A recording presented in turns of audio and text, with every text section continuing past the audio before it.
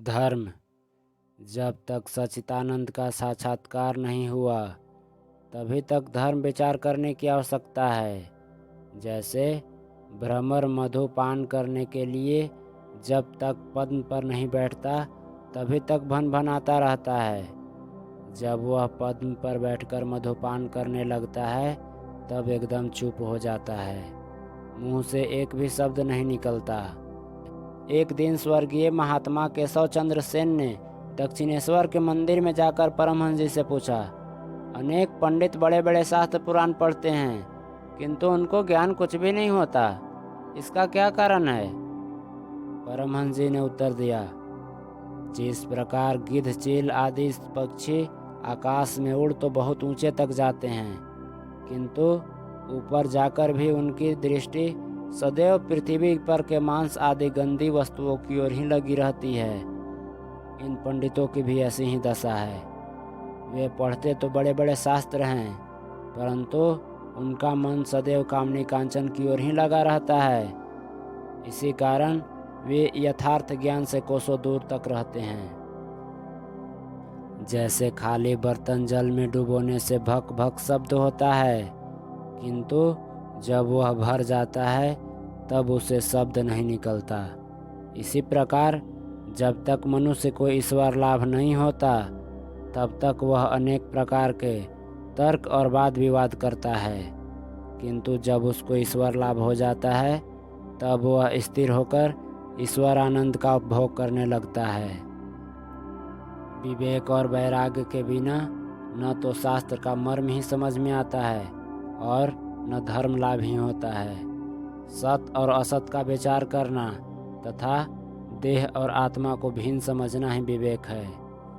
विषयों से अलिप्त रहने को वैराग्य कहते हैं।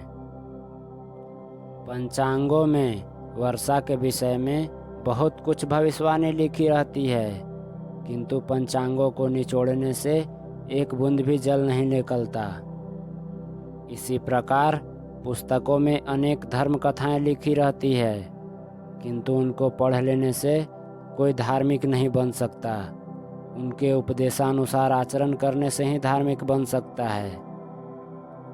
जैसे बाजार के बाहर खड़े होने से केवल एक ही प्रकार का हो शब्द सुनाई देता है, उसका अर्थ कुछ समझ में नहीं आता किंतु भीतर जाते ही वह हो शब्द स्पष्ट रूप से समझ में आने लगता है। इसी प्रकार धर्म जगत के बाहर रहकर कोई धर्म भाव को नहीं समझ सकता।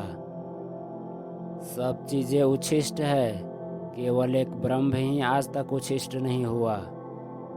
वेद पुराण आदि कई बार मनुष्यों के मुख से निकलकर उच्छिष्ट हो चुके हैं किंतु ब्रह्म क्या वस्तु है इसे कोई आज तक अपने मुंह से नहीं कह सका।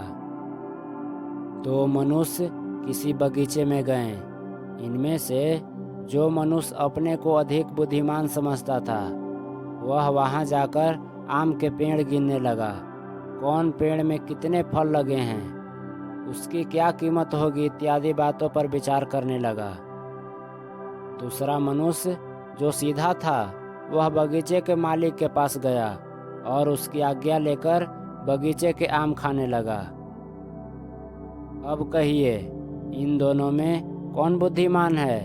आम खाने से तो पेट भरता है पर पत्ते गिनने से क्या लाभ।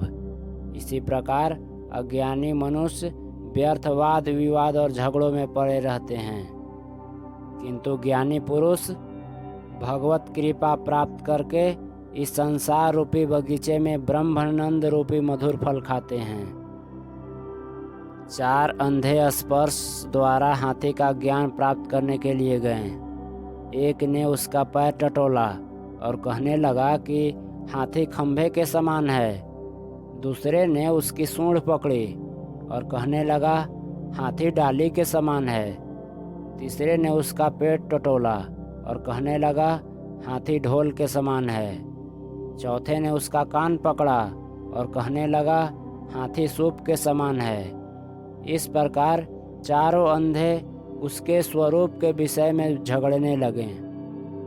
इतने में एक पथिक वहां से निकला। उसने उसको आपस में झगड़ते हुए देखकर पूछा, भाई तुम लोग किस लिए झगड़ रहे हो? चारों ने सब वृतांत कह सुनाया। उस पथिक ने कहा, तुम चारों में से किसी एक ने भी हाथी के पूर्ण स्वरूप को नहीं जाना है। हाथी खंभे के समान नहीं, किंतु उसके पैर खंभे के समान होते हैं। वह डाली के समान नहीं, वरन उसकी सूंड डाली के समान होती है। वह ढोल के समान नहीं, वरन उसका पेट ढोल के समान होता है। वह सूप के समान नहीं, किंतु उसके कान सूप के समान होते हैं।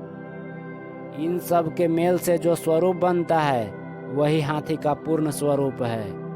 पूर्ण स्वरूप का ज्ञान होते ही चारों अंधों का विवाद मिट गया।